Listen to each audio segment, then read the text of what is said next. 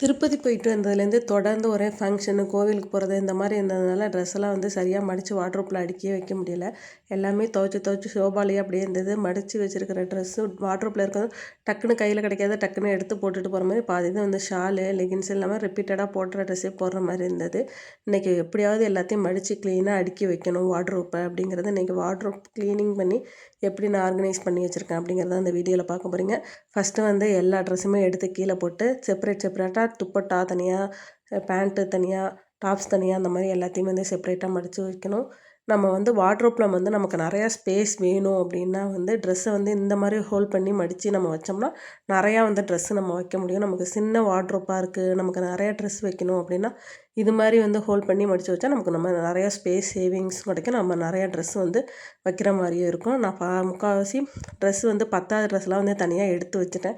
திரும்பி அதிலே வச்சு அது நம்ம போட போகிறதும் கிடையாது. அதை வச்சு நமக்கு இடம் இல்லாமல் இருக்கிறது தான் மிச்சம். அதனால் நான் எல்லாத்தையுமே எடுத்து பத்தாதெல்லாம் தனியாக போட்டுட்டு பத்துறதை மட்டும் தனியாக மடித்து மேலே வச்சுட்டேன். கீழே வந்து பாப்பாவோடது மேலே ஃபுல்லாக வார்ட்ரோப்பு மேல் கபோர்டு ஃபுல்லாக என்னோடய ட்ரெஸ்ஸு, கீழ் கபோர்டு ஃபுல்லாக பாப்பாவோடது தான் வச்சுருந்தேன்.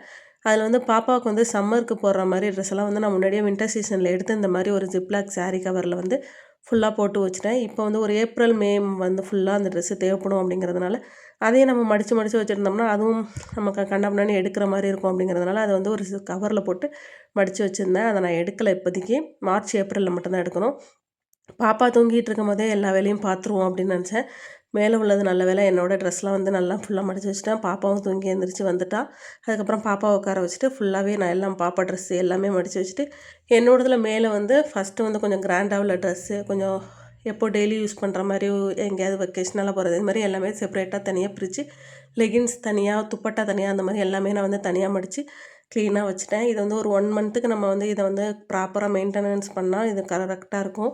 ஒரே ரோ மட்டும் என் ஹஸ்பண்டுக்கு வந்து மடித்து வச்சுருக்கேன்.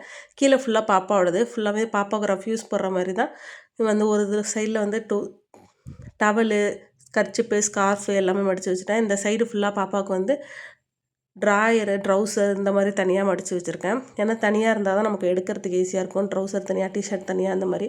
கீழே வந்து ஃபுல்லாக என் ஹஸ்பண்டோட டெய்லி யூஸ் பண்ணுறது இன்னர் வியரு, டிஷர்ட்டு இந்த மாதிரி அவங்களோட வேஷ்டி இந்த மாதிரி இருக்குது. இன்னொரு சைடில் வந்து எனக்கு வந்து நான் ரெகுலராக போடுற நைட்டி, இன்ஸ்கர்ட் எல்லாமே இருக்குது. கீழே வந்து பேகு இந்த மாதிரி எல்லாமே அடிச்சிட்டேன். எல்லாமே ப்ராப்பராக மெயின்டைன் பண்ணி நல்லா மடித்து வச்சுட்டேன்.